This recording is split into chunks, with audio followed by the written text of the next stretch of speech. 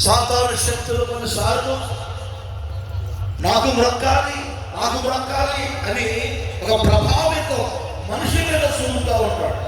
అదే సమయంలో ఇంకొకటి కూడా గుర్తించండి. సాతాను వాడు వచ్చి నేను సాతాన్ని నాకు మ్రొక్కండి చెప్పడు. వాడి తంత్రాలు, వాడి యంత్రాలు మనిషికి తెలియాలి. అవసరం లేని వాటన్నిటిని ముందు పెడతాడు. ఏమండి, వాటి వెనక వాడుంటాడు. ఆఖరికి వాటికి మొక్కేటట్లుగా చేస్తాడు.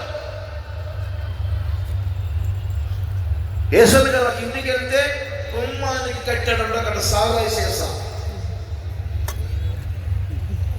ఎందుకమ్మా ఈ గుమ్మానికి ఎలా కట్టారు, వేలాలు తీశారంటే ఇంట్లో పాప చెప్పారంట. మా నాన్నగారు రోజు లేచి ఆ సారాయి చేసానికి అన్నం పెట్టుకుంటారు యేసయ్య గారు అని చూశారా? బైబిల్లో రాయబడింది.